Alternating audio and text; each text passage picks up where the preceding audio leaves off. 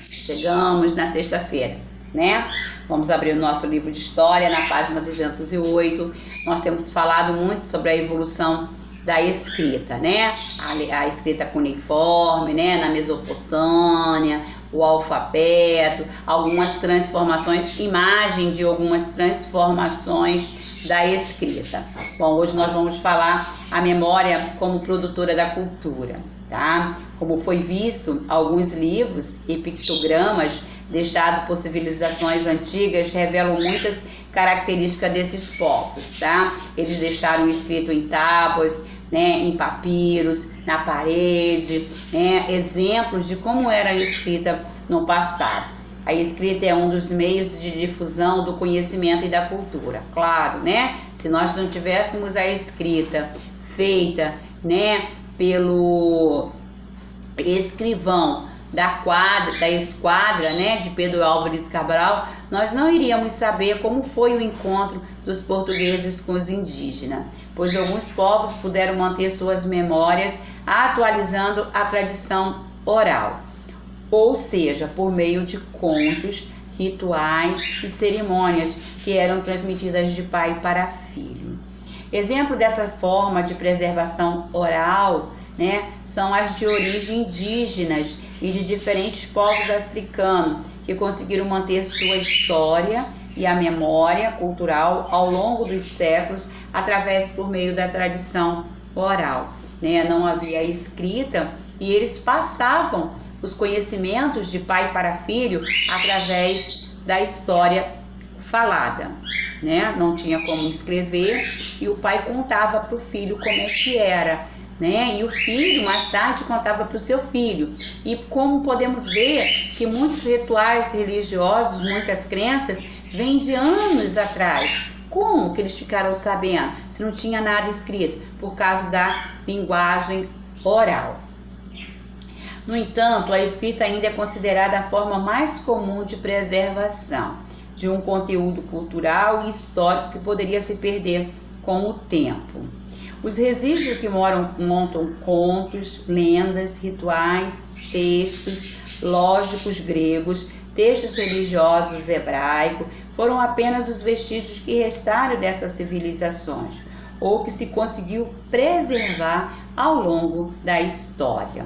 Pois grandes centros de culturas como bibliotecas e escolas, templos sagrados e cidades foram destruídas por guerra e incêndio. Nós vimos, né, alguns anos aí atrás, que a biblioteca ela pegou fogo, né, e muitas das coisas, escritos falando da nossa história, falando da história de um povo, de uma nação, de um estado, foram destruídos. Por isso, grande parte da memória histórica dos povos do passado não foi conhecida. Exemplo dessas perdas de memória foi a destruição da Biblioteca de Alexandria, que sofreu incêndios e ataques, resultando na perda de milhares de pergaminhos que continham conhecimentos até hoje desconhecidos.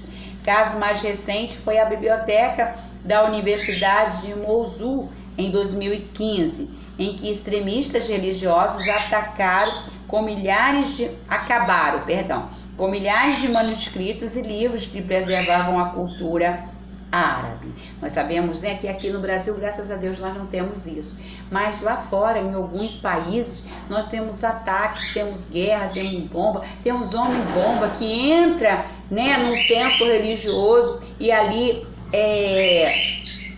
eles mesmos se autoprogramam para se destruírem, acaba destruindo aquele local e muitas das vezes acaba destruindo a história daquele local.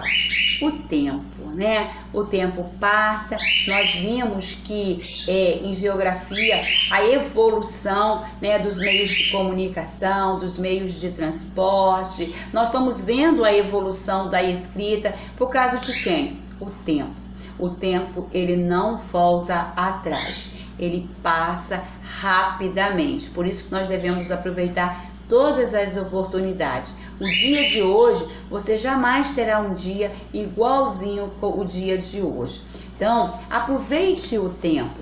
Não deixe para amanhã, né? Um ditado tão popular, não deixe para amanhã o que possa fazer hoje. É verdade, aproveita o dia de hoje. Na história da humanidade, existem diferentes maneiras de compreender o tempo, pois muitas das formas de marcar o tempo são resultados de cultura e da religião de cada sociedade. Os seres humanos passaram a contar o tempo, mas assim como muitas situações na história da humanidade, as marcações do tempo tiveram características diferentes em cada civilização. Hoje em dia, as formas mais comuns de marcação do tempo são os relógios e os calendários, né? Nós marcamos o tempo utilizando o relógio e o calendário. Mas ainda que em muitos lugares do mundo se usem essas formas comuns de marcar o tempo ou de dividi-lo em segundos e minutos, horas, dias, meses e anos, existem algumas diferenças, principalmente quando se trata de ano e contagem de dias. Até hoje não se chegou, né, a uma conclusão, né, se realmente essa contagem que nós fazemos é correta. A religião foi um fator que influenciou muito na contagem do tempo. Em algumas culturas, o ano inicial de uma era foi marcada com um evento religioso, como o nascimento de Jesus Cristo, ou a fuga de Maomé de Meca para Medina. Na história também existe forma de dividir o tempo. Os historiadores procuram observar mudanças e permanências que ocorrem em certas épocas e os momentos em que acontecem rupturas que definiram ou separaram uma época de outra. Então nós temos o texto da página 208, na página 209. Nós vamos parar por aí, tá? Sexta-feira não tem aula, que é feriado, tá? Mas a professora Georgette vai tirar uma aula, provavelmente de quarta, para estar concluindo esse conteúdo de história, que nós ainda temos um conteúdo bem grande de história, ok, meus amores? Bom final de semana e fiquem com Deus.